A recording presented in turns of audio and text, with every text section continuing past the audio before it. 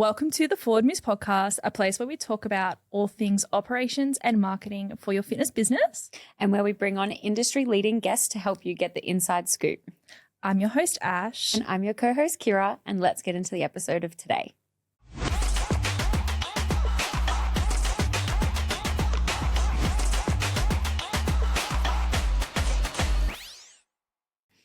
Welcome back to today's episode. We have a very special guest with us. He is an online diabetes and physique coach at Trainer Trowell, Lachlan Trowell. Welcome to the podcast. Thank you, girls, for having me. What a pleasure to be here. You're cute. You're so welcome. I said you're welcome in one of the others and I was like, why did I say you're welcome? Thanks for coming on. I'm really excited to chat. I'm excited to chat as well. Yeah. Really, really keen. Excited to see what you girls have in store for me. Yeah.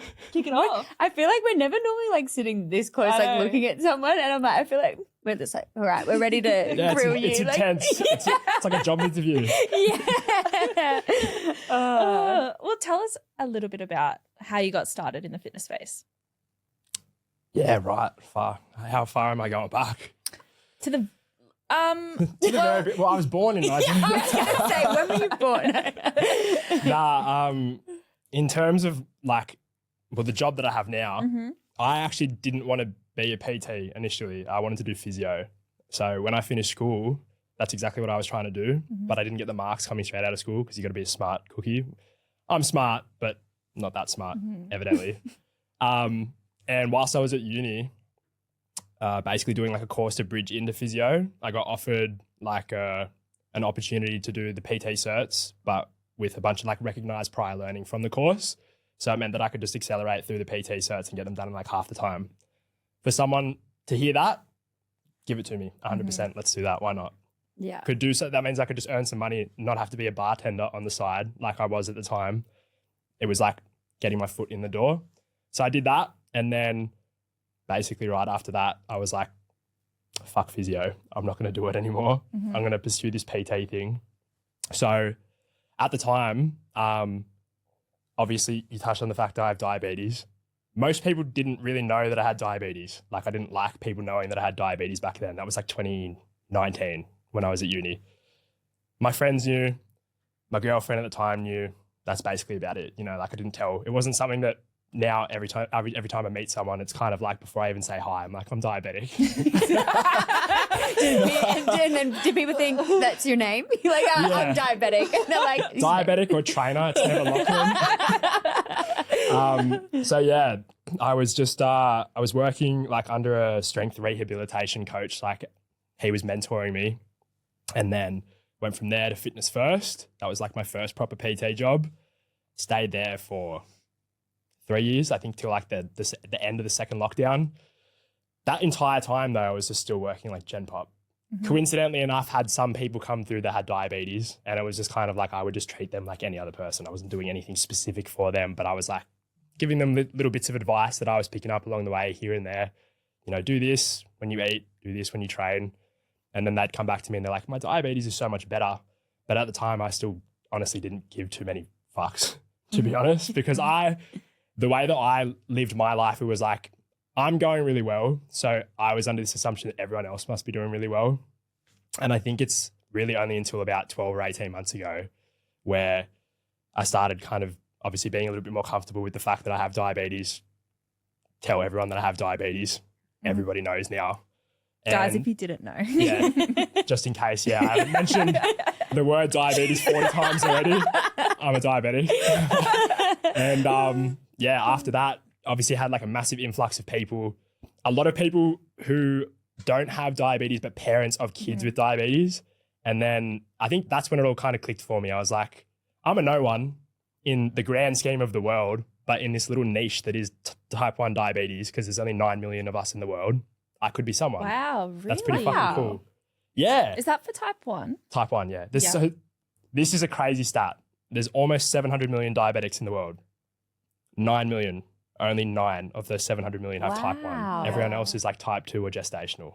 So do you want to explain the difference between type 1 and type 2? Yeah. Yeah. Sure. Type 2 is like, everyone knows the word diabetes. I feel like it's a very common word.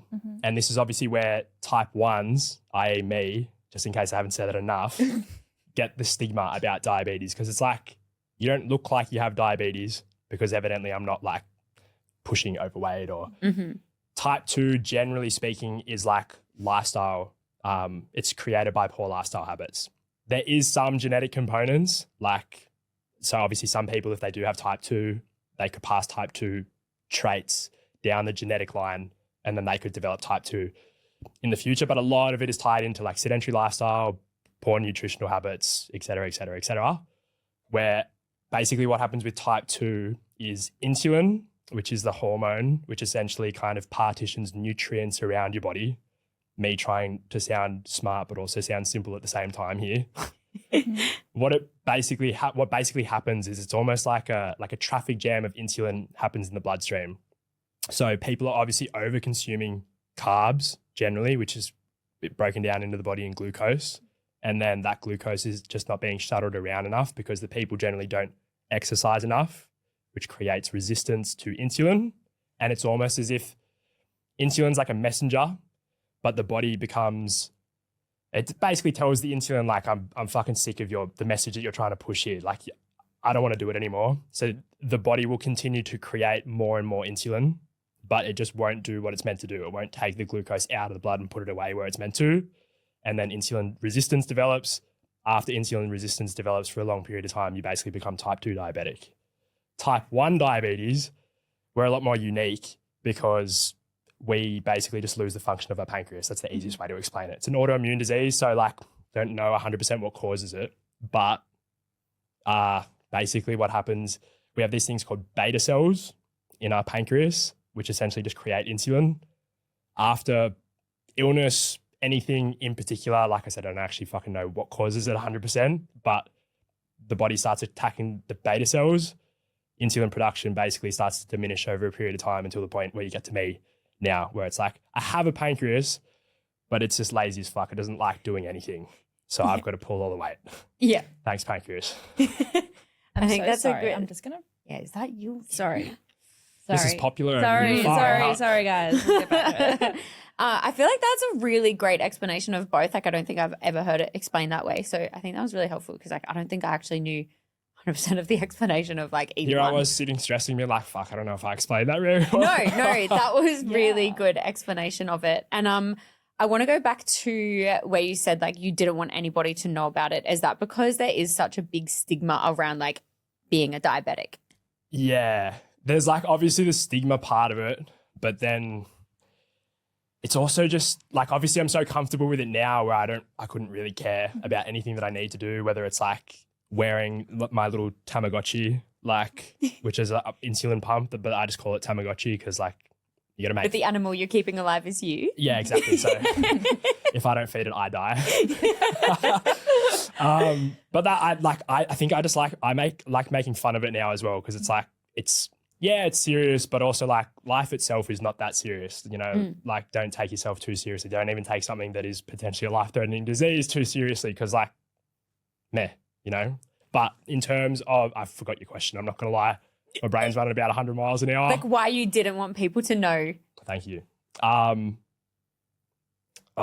of it as well too, like at the age that I got diagnosed, because I was 14, like you're only really just starting to, I guess, like build, you know, confidence within yourself. Obviously a lot's going on then as well. Like you're going through puberty and everything. So my puberty was blunted by my diagnosis. I basically went through 2 puberties because essentially as my body would have been starting to hit puberty, essentially what insulin is, like I said, it's a hormone nonetheless. So if you have one hormone that's fucked up, essentially like the rest of the hormones down the line will also get fucked up. So because my blood sugar and everything was so out of whack, a lot of the nutrients from the food that I was eating wasn't getting absorbed. So it's kind of like I had started and then I just had this weird like drop off. This is not answering your question. This is just a little bit of background information. That's but so fine. Basically, like it was the having to take my blood tester out and finger prick my fingers in front of people, put needles into me in front of people. Like it was a lot. Like as a 14-year-old, like it's the last thing you want to be doing. Like going and having your feed with your mates and sitting with a big group of people and having to pull a needle out and like stick it into you. And then obviously the onslaught of questions that follows on from that, which I fucking hated at the time. So many people like, why do you need to do that? Like, what's that for? Blah, blah, blah, blah, blah, blah, blah. And I just felt like my life had become 21 questions. And I'm like, I'd rather just like not tell people about it. Yeah. And like, if my diabetes suffers as a result, I don't care because it means I don't have to entertain the conversation. Yeah. Like you just don't want to be grilled like every time. That Yeah, fuck. Even though now I do it and it's kind of like I get grilled all the time, but I'm also an open book these days, so it's a little bit different. So you were 14 Yeah. when diagnosed. Is it normal to be diagnosed young? Yeah. That's so the like early adolescence is like the most common age group. Then the second most common age group is like early infantry. So like kids that probably don't even remember getting diagnosed. And then after that, it's just completely fucking random, to be honest. I feel like more and more people are getting diagnosed like later in life these days compared to like 20, 30 years ago. Damn. Mm. And was it like, was it an episode or was it like an ongoing set of events? So my dad has type 2, funnily enough, which has like no correlation to me developing type 1. But you have like, there's 4 key signs. So you have like going to the toilet a lot, thirst, thin, and tired, the 4 T's. And then trainer trowel, 6 T's. So my mum had, at the time, how my house used to be laid out, I shared a bathroom with my mum. I used to use her ensuite.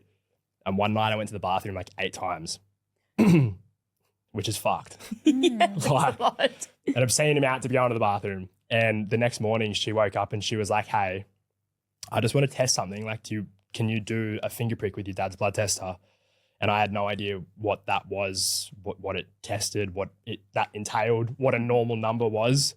So first thing in the morning, like your fasting blood sugar for a non-diabetic is meant to be between like 4.5 to 6. For a diabetic, it's meant to be like 4 to 7, 4 to 8. And mine was 17. Holy moly. Goodness. Yeah. So I still, at the time, I was like, it's just a number. Were you feeling unwell? I think that was my normal. Wow. Yeah, true. I guess you don't know the difference of unwell. I honestly, I didn't know what calories were and everything back then, but if I had a rough estimate, like I was eating a good amount of food for how frail I was. Like I was tall, like 5'9" or 5'10", but I weighed 43 kilos. Oh my God. So I was literally just stick and bone. So you were like... the look on her face. So I'm guessing you went to the hospital and... Yeah, so my mum at the time, she was like, we'll test it again like when you come home, because I was on school holidays at the time. It was 2 days before Christmas that I got diagnosed. Oh. Wow. So she was like, go out and like enjoy yourself. We'll come back later and we'll test it and we'll see what it is. So I came back later and it was like 24. I was going to say, because if it's 17 fasted, that's you can only hectic. imagine. My sister had gestational diabetes when she was pregnant. That's what when you're pregnant. Yeah, so I kind of know like a little bit about the right person, I would have corrected you. Yeah, I know. That's why I was like, oh my God, did I just say the wrong one? So I know kind of about the numbers. So like I was like, oh my God, 17 fasted. That's crazy. Yeah. And then like within another half an hour, we went down to the GP and tested it again. It was like 27.5. And then the GP was like, do you have diabetes? And I'm like, I don't fucking know. One here. Maybe. And then he was like, off to the hospital. So then we went to the hospital and then they tested again. It was like 30 or 31 or something like that at that point, which is kind of approaching the point where like there's something called diabetic ketoacidosis, where your blood sugar is so high that your blood starts to turn acidic. And then that's generally how people find out they get diagnosed, because your blood gets so acidic that you just pass out and then you end up in the ICU. So it was lucky because I probably wasn't too far off that, but like obviously just thanks, Mum, if you ever watch this. If she didn't, if she wasn't onto it, that would have been the case for me. But I was lucky enough to just walk into hospital still kind of ill, but like good enough to be able to walk in there like willy-nilly. And then, did like one solid day of education, lots of insulin needles in my leg and everything. And obviously just like learning how to use the needles. And then they were like, we want to get you out for Christmas. So like Christmas Eve, they onslaughted me with so much information. And then they're like, off you go. Good luck.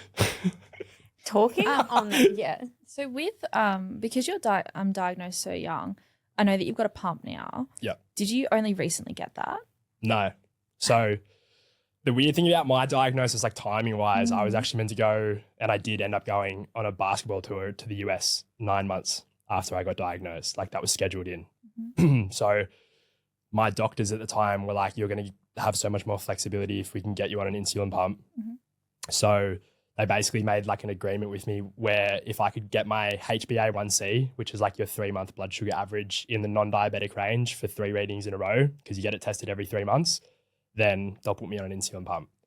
So then like it's not like I actually worked hard to do it. It just came to me naturally somehow. And yeah, it was just quick enough. And then they got me on the insulin pump, and that was 11 years ago. So has that removed the need to have needles? Yeah. Yeah. Yeah. So if I could, like, if I pulled it up on the camera, I have something that's like sticking in my bum cheek at the moment, but like that just sits under the skin, and that's like trickling in insulin all the time. Because what I use is only rapid acting insulin. So there's 2 forms.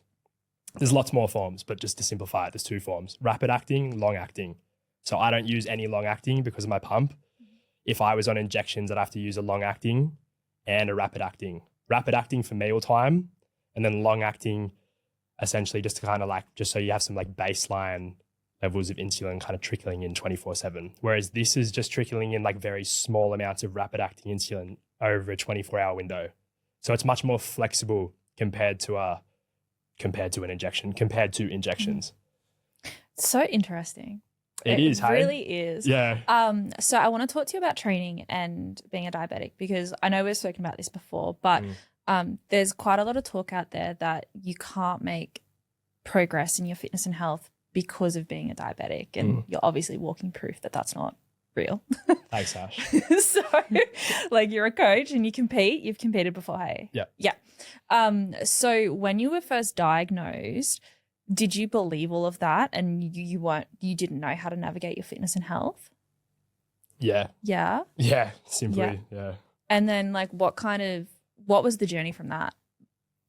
I feel like after I got diagnosed, I just got really interested in health, more so because there are some pretty like fucked up statistics in terms of like the duration of my life compared to like you girls.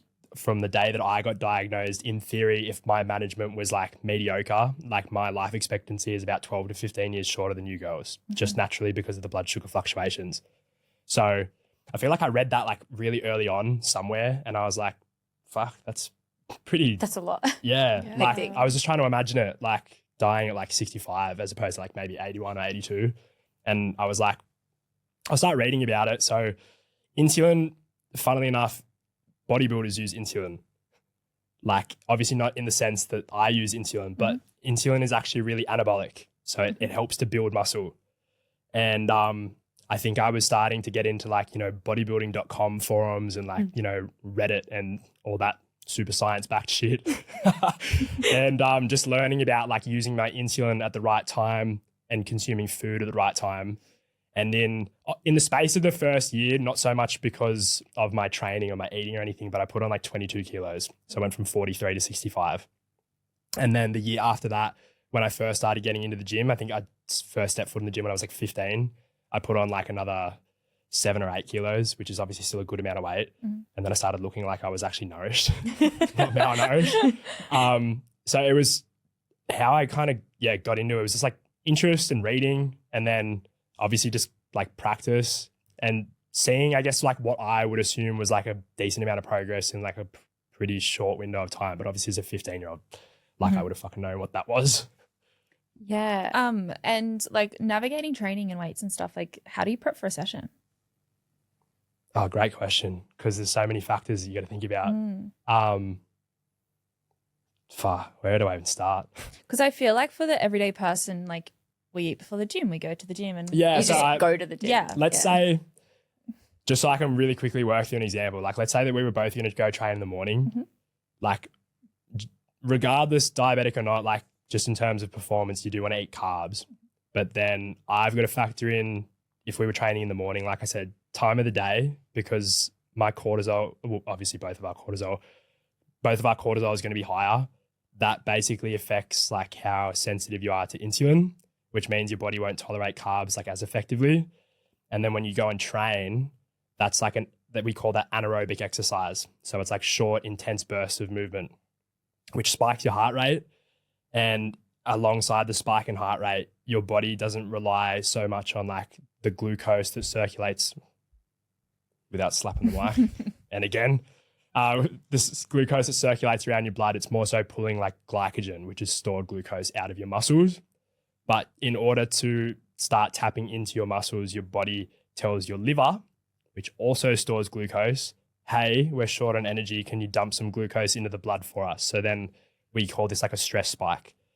So I would have to factor in all of these things on top of the fact if I wanted to eat, which could potentially be problematic depending on like what I ate, the combination of fats, protein, carb, if I just had carb, if I just had protein or fat, if I was dehydrated, if I didn't sleep well. There's so many factors that go into it. There's 44 factors that work against your blood sugar at any one time. So even me sitting here right now, like we could consider this like situational stress. Like there's always that tiny little bit of anxiety that in theory would spike my blood sugar a little bit. So that's something I had to take into account before coming here. Put a little bit of insulin in before I come and sit down in the chair because otherwise my blood sugar would go too high. So in terms of that, that's what we think about. Then in the afternoon, it would be like a little bit of a different preparation just because hormones are different depending on what's kind of going on throughout the day, how much I've eaten throughout the day. I feel like I'm missing so many factors, but there's just so many to remember. It's really crazy. interesting. It really And puts it into perspective. yeah, and I think like male hormones are so different to female hormones. Yes, And- I did want to enter this part of the conversation. Yeah. Because, yeah, obviously despite me being like a manly man or whatever, like I do like working with females just because there is so many more complexities to diabetes management with females just purely because of your cycle and everything. So like guys have it easy for type 1 diabetes management, like as much as that would suck to say would suck to hear, as a female. Adult, it's the whole medical system. Let's be Mm. real. We're I was used going to to it. say, yeah, Yeah. we'll definitely touch on what you think about the education around women and diabetes and things. Yeah. So like, I mean, if you're in your if you're in the first half of your cycle, that's basically like I call them like the male weeks because they are dramatically easier to manage your blood sugar. But as soon as you get into the second half of your cycle, like your luteal phase, obviously that's when shit just starts to hit the fan. Yeah. And hospitals don't tell females anything about that. Like they go, like your hormones will have an impact, but they don't say, what impact, at what time, how much of an impact, what to think about, if you should change your food choices, if you need to focus on hydration more. They just kind of go, your cycle will impact your blood sugars. Excellent. Thank you so Yeah. much. Figure it out yourself. It's not my job. When you took on your first female with diabetes, was it a huge shock for you? In terms of what? Like, obviously you'd learn how to manage yours and then a female comes on board and it's like, oh, Yeah. wow, okay, it's different. Yeah, I think as well because one of my first online clients, or arguably my first online client, actually happened to be a type 1 diabetic and she still works with me today. Shout out Jessie. She does so well now, but I think I remember like when we used to talk about her in her like luteal phase, I genuinely had no fucking idea what to tell her either because like I knew that she needed more insulin, but I just didn't know how much. And then sometimes she would almost give like too much because there's a thing where like if your insulin can basically get caught up, which is insulin resistance, but then your body will inevitably take it up at some period of time and then you go low. So like it was us trying to figure out, okay, well you need more, but not too much because if I give you too much, you go low. But if I only give you enough, you go high. And it's like trying to figure all that out. And then exercise becomes harder because anaerobic forms of exercise spikes blood sugar even more during the luteal phase or like high intensity interval training, any things like that. So I was like, that in itself was a huge learning curve because like I like reading science because obviously everything that I do is basically evidence backed. But like you can't learn from a scientific paper practical application. Yeah. So like I had all these numbers in my head and it's like, yeah, I'm going to be prepared for this. I know what to do, like 35% more insulin. And then she came on board and I'm like, all right, 35% more insulin, still high. And I'm like, fuck, where do I go now? And even though you were reading like science-backed papers and things like that, like how much of it is actually incorporates women as what they've done the studies on? Yeah. And obviously, like I said, because there's such a small population in the world that actually has type 1, there's not a huge amount of science available for specific topics like that. Like there's 2 papers on the menstrual cycle and type 1 diabetes management that spring to mind, like good quality papers anyways. And they give you enough information, but like still 2 papers. Yeah. It's not a lot to work with. No, That's crazy. I want to talk about diet and diabetes. Yeah. Because obviously there's a huge emphasis on carbs. And, you know, when you speak to someone with diabetes, obviously like you carry jelly beans and have carbs on you and things like that. But you with the honey. But do you think that there is so much emphasis on carbohydrates and not the rest of the diet Yeah. that can affect it? Yeah. You have 2 crowds with diabetes. You either have high carb, low fat, or you have keto. There is no in between. I am the in between because I feel like your body really only runs off 2 forms of fuel, glucose or fatty acids. You get glucose from carbs and protein. You get fatty acids from fat. But the people that are in the keto camp, they just don't know how to use their insulin to align with eating carbs. Sorry, the keto camp killed me. What? Sorry, just the way you said keto camp. Sorry, keep going. That one hit. Fucking stand-up comedian right here. You probably completely derailed his thought process. Yes. No, we're still on. Okay, cool. We're still Great. locked in. High carb, low fat. Most of those people don't know how to use their insulin to align with fat because fat slows down the digestion of carbs. So if you were to eat solely high carb, very minimal fat, it's very easy to manage blood sugar. If you eat low carb, really high fat, it's also very easy to manage blood sugar. If you know what you're doing in both senses, obviously some people just do either and they don't fucking know regardless. But I think carbs get talked about so much because they're either demonized or they're loved by the type 1 community. I'm kind of like both have benefits, and obviously some people will be better off eating high fat, low carb. Some people will be better off eating high carb, low fat. Depends a lot on personal preference. Obviously, for one, that's always where I would start. And then depending on their lifestyle, like I'm not going to have somebody that sits in an office chair for 8 hours a day eating a shit ton of carbs, because carbs essentially is like very quick energy. If you sit on your ass for 8 hours a day, you're going to experience a fuck ton of blood sugar spikes and a roller coaster of a day with your blood sugar management, just purely because you don't use the carbs that you're eating. So it does make blood sugar management a lot harder. It's just any food really you can eat. I will never be an advocate for processed food, ultra processed food, the way that I eat, the way that I live my lifestyle, and obviously the way that I manage my diabetes. I generally do avoid ultra processed food. Limit is probably the smarter word. Did that answer your question? Yeah, definitely. I think because there's such an emphasis on like carbs and tracking carbs and carbs. And it's like, if you balance the other side of your diet, it'll be a little bit easier for you to manage. Yeah. Like honestly, for me, nutrition is simple as fuck, to be fair. Like regardless of who I have in front of me, diabetes, non-diabetes, male, female, kid, adult, protein, plants, being fruits and or vegetables, different colors. Just focus on those 3 things and you're ahead of 95% of the population. Like, makes everything a hell of a lot easier if every meal is just centered around those 3 things. Yeah. To me, that is like, if we could just push that message to the fucking world, like the world would be in a much healthier place. Yeah, because protein stabilizes, doesn't it? It really helps stabilize blood sugar. Yeah. And that would be the one thing you see lacking the most. Oh, fuck yeah. Yeah. Yeah. All right, let's jump into a juicy question because I know we've spoken about this, but people that get diagnosed with diabetes, do you think they don't do things to help themselves because it's become their identity? Yeah. Yeah? Yeah. I do think that a lot of diabetics in general are victims of the disease. Sorry if that hurts your feelings, but it is just the truth. Like some people do just like to revel in the fact that they have diabetes and like use that as an excuse for everything. Not looking after themselves, not eating the right food, whatever the fuck else they could use it as an excuse for, avoiding exercise. Like, as with anything, like you're not going to get any better if you don't trial.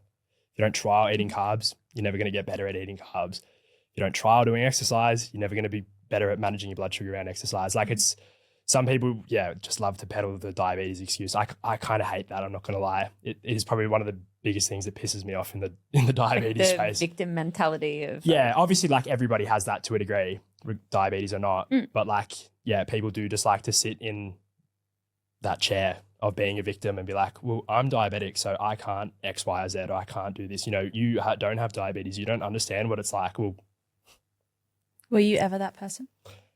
no. No? Nah. Never? Nah, most people didn't even used to know that I had it. Yeah. So like, True. I can't really sit and be a victim didn't of something use that it. nobody knows I have. Yeah. I think honestly, like, it's funny that you asked that because obviously, like, we're working together now, Yeah. trying to work on like my social strategies and everything. Probably just being a little bit more like open and like showing a little bit more of a vulnerable side to having diabetes, which is not really me, because like I would never sit and be like, oh, diabetes is so hard, like, you know, but I do know that a lot of people do feel that way. So I think like obviously me posting that, because yeah, at the end of the day, it's a chronic disease. It's not going anywhere. If they find a cure, which they probably never will, I'm going to be honest, then like it's not going anywhere. So you either embrace the fact that you've got it and like work towards improving your own management, or you continue to sit in the victim chair and not only like obviously fuck up your diabetes management, which is then also going to fuck up your health, but it also just fucks up the enjoyment that you can get from life. Because nothing's fun with high blood sugar, nothing's fun with low blood sugar, but then also all the things that improve your blood sugar, like you're avoiding in the first place anyways, because you're sitting in this victim chair saying, I can't do X, Y, Z because I have diabetes. So fair. Love it. What are some other like common misconceptions that you think people assume about people who have diabetes? Obviously like the stigma part of things. So a lot of people have asked if I used to be overweight at some point in my life, if I can eat X, Y, or Z food. Like I said before, I wouldn't eat a lot of foods just purely because it's not smart to do so from a blood sugar management perspective, but it doesn't mean that I couldn't eat I could eat any food if I wanted to, but some foods do require a lot more intentional thought. And depending on the day that I'm having with my blood sugar, whether or not I can be fucked thinking that intentionally or not is going to dictate whether or not I eat X, Y, or Z food. So like we were talking about carbs and fats. When you pair the two together, that is a shit show. Like that is just a storm, because you have the carbs, which impact your blood sugar really quickly. You have the fats, which impact your blood sugar really slowly. Excuse me, a bit of indigestion. And when you pair the two together, you basically have to treat it like in its own separate entities. So you have to put in insulin for the carbs, because some of the carbs will get digested, but fats will tack on to the carbs and slow down how the rest of the carbs get digested, like how long until the rest of the carbs get digested. So pizza, pasta, ice cream, like those sorts of foods, you could be having to intentionally think about what you're doing with your insulin for, depending on how much fat content is in a meal, paired with carbs for up to about 10 hours after you eat. Wow. Which is nuts. Like imagine, obviously something that you would never have to, but like imagine having to put in insulin when you eat, maybe 2 hours later put in more insulin, 2 hours later put in more insulin, and then maybe up to 4 hours later put in more insulin. And that's just for one fucking meal. That's hectic. So a lot of the time, those foods generally tend to get consumed later in the day too, which always tends to be why it's the biggest shit show, because what are you doing when you're asleep? You're not moving, you're not using the carbs, you're not using the fuel, you're not kind of assisting the job of the insulin, which obviously exercise helps massively with. So then most people will like go to bed and they're like, I nailed it tonight. Like my blood sugar's perfectly in range. And then they'll wake up and their blood sugar's like 4 or 5 times higher than it's supposed to be. Yeah. And it's just purely because of that like slowed down digestion. But those are probably the two biggest ones, to be fair. Like the stigma, like you don't look like you have diabetes, or like, you know, did you ever used to look like X, Y, or Z? And then obviously like, you know, can you eat this? Can you eat that? It might be also second nature to you now, but like how mentally draining is it always thinking about all of that? Depends on the day as well. Like we make 180 extra decisions per day compared to the average person.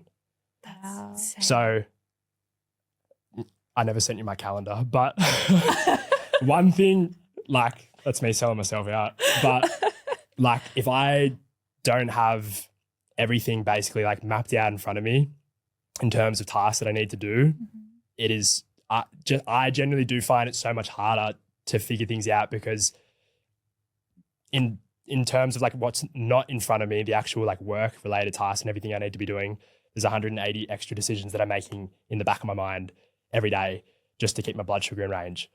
And funnily enough, your brain is like the organ that's influenced by blood sugar management the most. So if your blood sugar goes high or low, then basically your cognitive function will take a dip for up to a couple of hours. It can take, I think it's like up to, don't quote me on this because this is definitely wrong, but like I want to say it's at least a couple hours to recover from like a hypo, which is like your blood sugar going low. So you could be sitting on like a consultation after having a hypo and just sitting there like an airhead, just hoping what you're saying is kind of getting across, but like just can't really think straight. That's crazy because I feel like it's so big now that people like so prevalent about like decision fatigue and trying to make less decisions. And like, I couldn't even imagine also having 180 more decisions to make. Yeah. That would be so hard. Yeah. I mean, like, I'm not going to sit here and say that it's hard because, like I said before, I'm not a victim. Like, it is hard at times, but at the same time, it's like there's things that you can do to make your life easier. If you are more organized, if you are more structured, you have a hell of a lot more mental space to then be able to apply to your diabetes management. But talking about victim mentality, the same people that probably do find diabetes management hard are the same people that don't have any structure or organization to their days or to their weeks. And then all of a sudden they're trying to manage the decisions to do with their work, their lifestyle, their exercise, their nutrition on top of the 180 extra decisions that they make with their diabetes. And it's like I want to feel sympathy for you, but you are your own problem because you could be so much more organized and that would make things a hell of a lot easier. That's where my mum helped me heaps with that when I was younger because everything was structured. What I was eating, I knew exactly what I was eating. I knew the insulin dose that I needed to give. So parents that are out there, if anyone watches this that has a child with type 1, like you're all the fucking goat. I was just about to say you'd be really good at like looking at something and be like, that's got that much in it. Yeah. Yeah. Yeah. Funny you say that. I would love to somehow like turn it into a post, but I can't look at anything without being like, that's 4 units of insulin. I feel like bodybuilders do that with like protein amounts. Yeah. So like, mine's kind of like that, but then on top of it, it's like I would need to give insulin half an hour before I ate that. And it would be 4 units of insulin. And if I paired it with what's next to it, then I would need to give it another dose of insulin in about an hour's time. You're like beautiful minding just like every meal. Yeah. Yeah, far out. That's insane. And talking about how like your mum really helped with like education and helping you around that. And you said like when the hospital was just like, here's all of your information, cool, go home. What do you find about like the education amount that's like in hospitals and lack thereof potentially? Yeah, there we go. Look, it's obviously hard, right? Like I can, I guess, empathize with the medical system because it is such a complex disease, like to manage. Obviously living with it now for so long, like, but they do just essentially give you the bare minimum, some of which now I can also look back on and be like, holy fuck, that is horrible advice. Like I just said like most foods you need to give insulin a good 15 to 30 minutes before you eat because insulin, like any other drugs, takes time to be absorbed and to start working. I remember when I first got diagnosed that my doctors or the people at the hospital had told me like, as long as you give insulin, after your last mouthful, your blood sugars will be fine. And also, funnily enough, that we're having this conversation, I actually have some notes and everything from the Sydney Kids Hospital because I'm working with a really young girl at the moment. And I was just trying to revisit and I'm like, will any of this shit actually be beneficial for her, for me to pass on, which is not. But like I had a look at like my blood sugar graphs when I was doing like a food diet and it would be like 8 before and then within half an hour it was like 15. And then the next meal would be like 6, 14. And it was because I used to keep giving my shots of insulin after I was eating. So like by the time I've given my insulin, that food's already been digested. But they also only tell you to focus on carbs. We talked about protein, we talked about fat. They don't mention too much about dehydration. alcohol, that is probably one of the most fucking frustrating topics to talk to anybody about, because this is how the medical system manages diabetics and alcohol. I turned 18. You shouldn't drink. You've got type 1 diabetes. That's it. Okay. It's like dangling a carrot in front of someone. Yeah. And obviously as an 18-year-old, you tell me not to drink. I'm going to go out and I'm going to fucking drink a lot of alcohol. Yeah. So that's not true.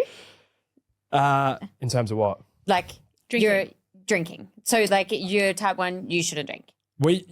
Yeah, you shouldn't. But like, should anyone? Yeah. Yes. It's a drug. Yeah, it's the most recognized fucking drug in the world. But look, now at where I am at, I do enjoy having a drink from time to time. Like, even though I'm in like, you know, the wellness space or whatever, like if I go and have dinner, like I wouldn't mind having like a beer or a glass of wine. If I'm with a girl, not generally with the boys, I'm going to have a glass of wine, but you know, depends on the company. But yeah, like 1 or 2 glasses or like 1 or 2 beers. Now I'm just in wine mode. 1 or 2 beers, like it's not really going to have much of an effect. Like beers have carbs in them too, which is another pain in the ass. But like it's that versus when I was 18 and I would go out and I would have like 20, 25 drinks and not even remember anything, and then just wake up and kind of hope for the best. Because yeah, alcohol is a funny one too. The reason that they say don't drink is because what happens when you drink, it's a toxin. The first thing that your liver wants to do is get it out of your body. Like I said before, your liver actually stores sugar in it as well. So overnight, what your liver is actually doing, it's secreting a little bit of glucose into your blood all night to basically keep your blood sugar level stable, diabetic or not. When you drink alcohol, that process gets disrupted, and then your blood sugar will initially go up because the liver will kind of get some glucose out of it so that it can process the alcohol. And then after it's done processing the alcohol, it's run out of glucose to keep the blood sugar levels up overnight, and then your blood sugar will plummet. So that's why it can be so dangerous. A lot of people, there's a thing, I can't remember what the name of it's called, but basically people die in their sleep overnight. Like it's a much more common occurrence that happens in type 1 diabetics when they drink copious amounts of alcohol. Fuck, I can't remember the name of it, which is bad, but I can't. It seems like an effort to drink. Yeah. Yeah. That's probably why a lot of people drink. Yeah. Yeah. Yeah. So there has to be some thought that goes into it. Like I said, these days, like beer is arguably my favorite alcohol. Like I just love beer, but I also don't drink beer anywhere near as much as I used to these days. Like I would much prefer just to be like, go white girl and get like a vodka lime soda, because it is just so much easier to know what's going to happen, and also to not have the additional carbs from the beer that's you got to think about with insulin. It's just so much easier to go and have something like those, you know, vodka lime soda, tequila lime soda. Do you drink better beer? I have tried it. Yeah. I don't really like the low carb beers. Yeah, fair. To be honest. Yeah. That's fair. I feel like it could be like, oh, what's your go-to drink? You're like vodka lime soda, and like, oh, white girl, and you're like, nah, it's just less math. Yes. White girl, nah, diabetic. Well, we don't want to just talk about like diabetes, coaching, all that sort of stuff. Yeah. We want to be able to talk about some other topics with you, but you're really good on like your content game, your social game. Do you enjoy making content just in general? Like, do you like the social side? Yeah, 100%. I think like when I was younger, I used to make like YouTube videos, and I think I've told you all the time I can't even say the word. Perfectionist. I haven't been drinking. But yeah. I'm a diabetic. Yeah. Just in case I haven't said that. But yeah, I used to do graphic design. So like even and like video editing and stuff. So like when I make content, it's kind of like, it's almost like what do they say? Like inner child, you know? Yeah. It's like he's getting a little bit of joy out of what I'm doing these days. So it's like that creative side is nice for that side of things. And then obviously like all the rest of the business stuff is me being a responsible adult and understanding I've got to pay bills and earn money and et cetera, et cetera. Yeah, of course. Content's so hard, hey? Yeah. How long does it take you to put a reel together? It Because depends. you've got a lot of detail in your reels. Yeah. It depends on the reel. Depends on how I want to lay it out Yeah. as well. Some of them could take like 15 minutes. honestly. Like I edit on CapCut, but on my laptop, and it's I feel like a fucking wizard on that thing. Like I feel like these days I'm so fast at it that it doesn't really take me too much time. That's why half the reason I don't outsource a lot of my video editing, because it doesn't take me a dramatically long amount of time. But then if I am doing something where it's like James Cameron spec, you know, like it's should be getting an Oscar sort of a thing, then it could take me a couple of hours. But that's generally because there's a lot more thought that goes into the filming, you know, like feeding into the fact that obviously people have quite short attention spans, cut scenes, this and that. Like, yeah. Which ones do you find normally perform better? It depends. I did one where I was like pretending to talk to myself. Like I had me and then me too. Those ones always go really well because everyone, I don't know, they think it's probably just funny that you can imagine what the setup is like. You know, I have a camera sat right there and I'll talk to I won't even talk to the camera. I'll talk as if I'm looking at myself on the other side of the room, and you just say all of the lines and then you get changed and you go sit in the opposite position and you film it all again. And like, obviously everyone just sees the final product, but I remember I was sitting there like, the fuck am I doing? I feel like that'd be so funny to be a fly on the wall and you're just saying like the first sentence and then you're waiting for nothing and then responding and then. The thing is too, because if it's in a genuine conversation, like if I was talking to one of you two girls, then like how I'll kind of respond, like my tone of voice and everything is obviously going to change depending on like the feedback that you give me, like with your response. But I think the first time I recorded, I was like just talking like this the entire time. Like there was like no emotion. And I was like, I can't upload that. Because I'm just sitting there just like talking as if I was just talking to myself, like sitting at home. And I'm like, that doesn't sound like a internal thoughts are being said out loud. Yeah, basically. That's so funny. We've got something fun organised. We've got a quick rapid fire round of questions to ask. We do. You. Cool. Let's do it. Yeah. Like you can provide as much of an answer as you want, or we could just like go to the next question. Yeah. So it's up to you how much you want to answer it with. Okay. Is type 1 diabetes actually an excuse for being out of shape? No. Cool. Full stop. Yeah. Do people Already spoke. We already spoke about that. What do you think about the intuitive eating movement? It has merit to it. I feel like for most people have to have an understanding of like what calories and nutrients are in food before they can shift to that. But it's just like to say some people like are so attached to calorie tracking, whereas like you're not going to track calories for the rest of your life. So you will have to learn to eat intuitively at some point, which calorie tracking can fuck up quite a lot as well. Because if you have 1,700 calorie target and you're on 1,400 calories, but you're full, which is a very low amount of calories. So I doubt that somebody would be full on that amount of calories unless they're a tiny person. Like you're sometimes like eating just for the sake of eating. I think it has good merit. I eat intuitively these days. I haven't tracked calories for I couldn't tell you how long, like 2 years. It's very empowering being able to understand your own internal hunger cues. I want to put something towards you that I heard recently that I think is a better way to explain it. So like I feel like intuitively eating is a little bit like it doesn't really make sense because it's like, oh, I feel like an entire block of chocolate, so I'm going to intuitively eat that. Yeah. I would more likely describe it as like you now informatively eat.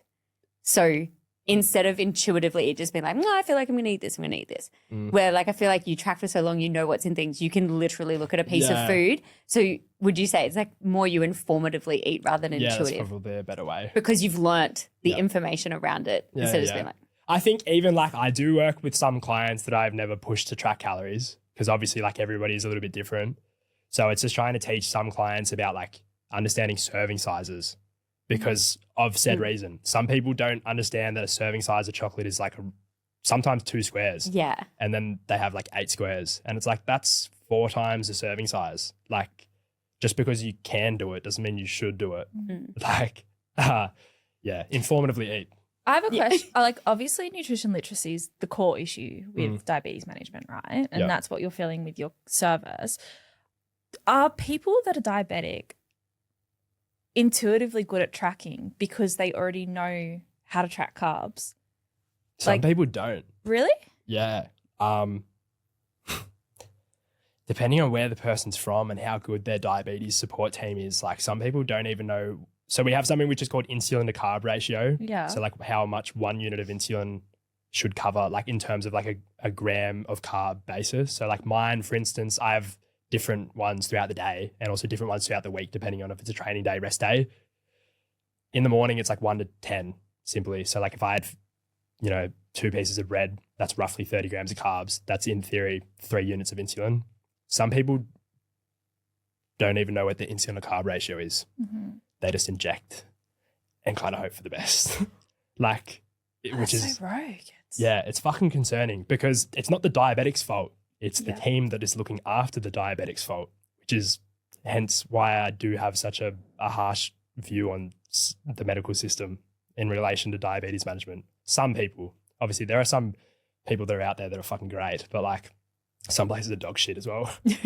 Do you feel like taking care of your health has actually freed you from type 1? Like knowing that you can control your health and knowing that you can manipulate it, like, is that really freeing for you? Yeah, like, yeah. Yeah. I don't know where I wanted to go with that, but yeah, I feel like if I didn't know as much as I do, it would make my management a lot harder. So even on days like yesterday, for instance, like I was starting to get sick. I feel like I've already nipped that in the butt. So today my blood sugar I had like a 52% time in range yesterday, which is like very average.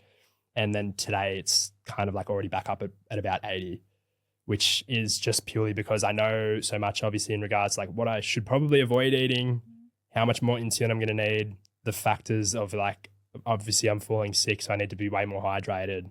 And then all of the other little nerdy components, like what supplements I should probably take just to kind of like help myself get over the sickness nice and quickly.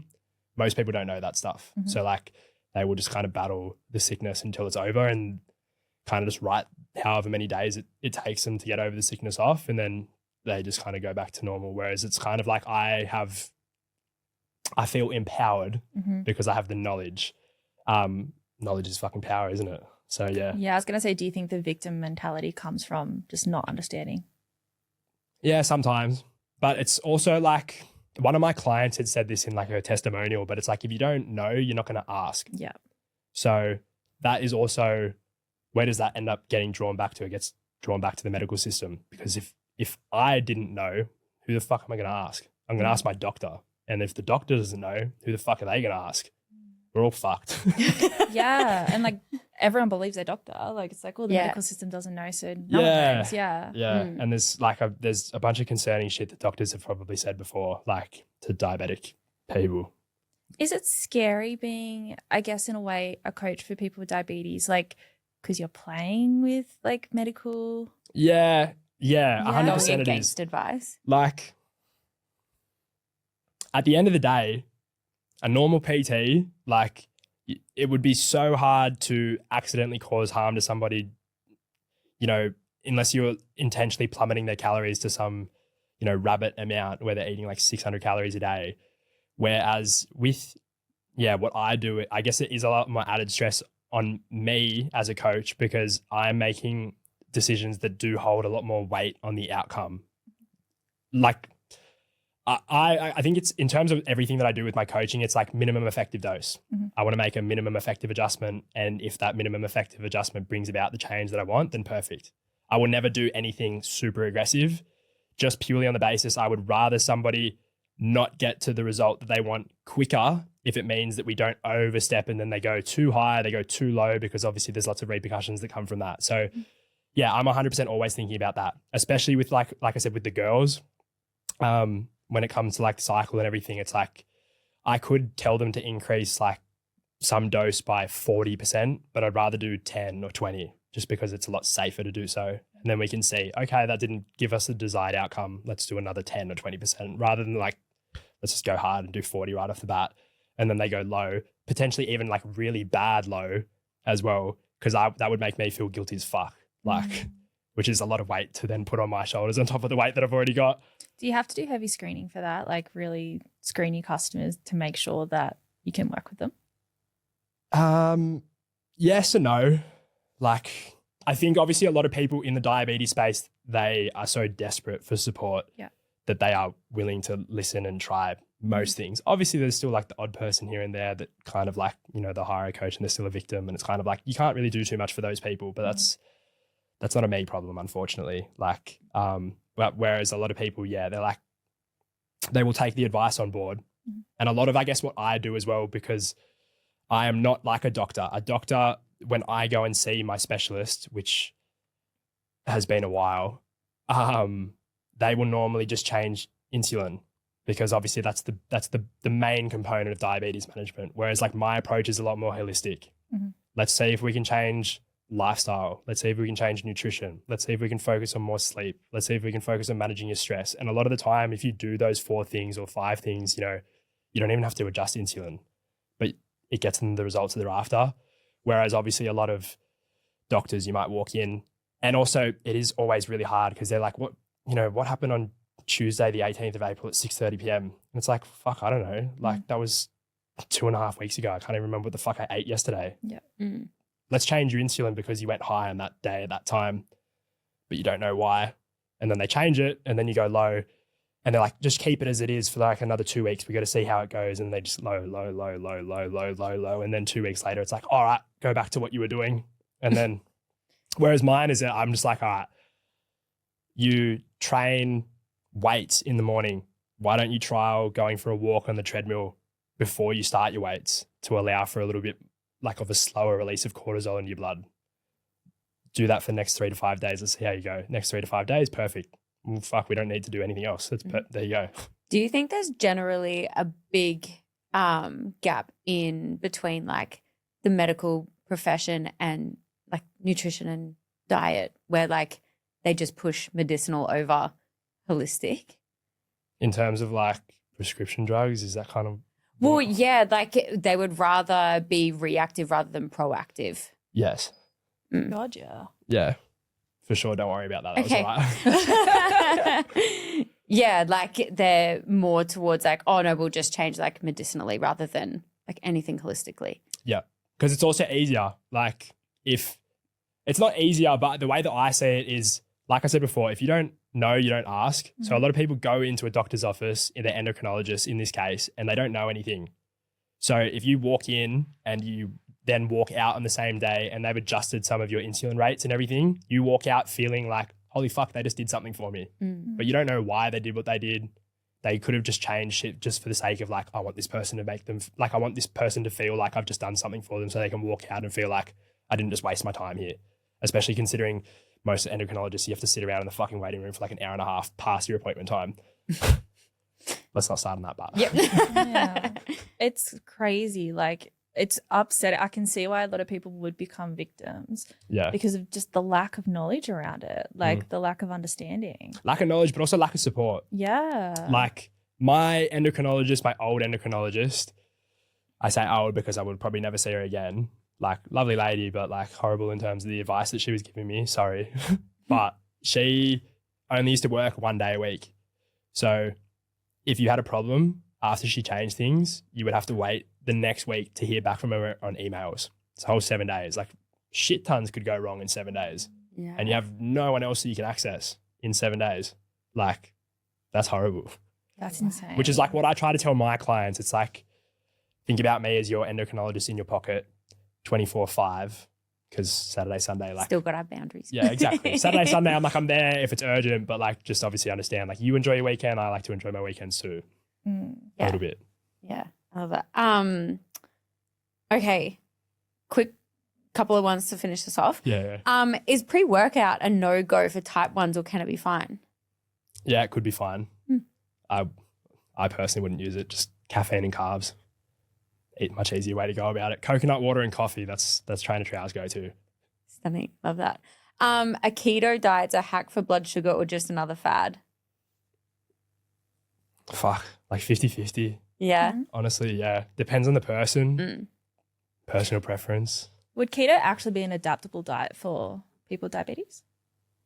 In terms Like, of... you know how everyone's like, oh, keto. Like, and like, you know how some things work for people with certain conditions. Is it one of them diets? The problem that I have with keto is you remove glucose entirely from your diet. Mm-hmm. And like I said, your body runs off two things primarily, glucose and fatty acids. When you reintroduce glucose, like obviously most people will consume protein and fat. That's what keto is normally. But when you reintroduce glucose in the form of carbs, your body's tolerance for carbs is dramatically lower than it once was when you had more carbs in your diet. Mm-hmm. So then they will reintroduce carbs and they'll have even arguably more problems than they had with carbs in the first place because their body's tolerance is so low. Because your body can basically switch between fuel sources, glucose, fatty acids. It's like a term which is called metabolic flexibility.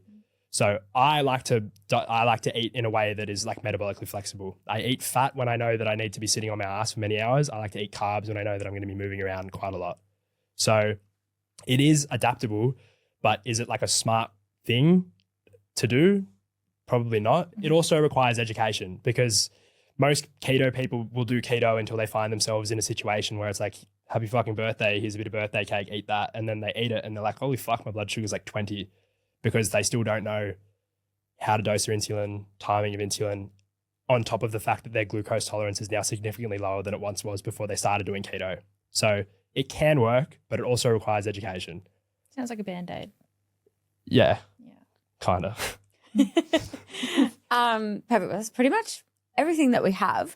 But we do normally ask everybody the same question at the end. Where in your life are you currently making moves? Can be anything. Fuck. My business. You are in the Business Moves program. Yeah. Plug. Well, thank you so much. Like that was so insightful and educational. Like I feel like I learned so much. Hopefully I didn't overwhelm you too. No, No, I was sat for that. That was great. But I do want to give you the ability to give yourself a plug and talk about what you're building within your business at the moment and who it's going to help.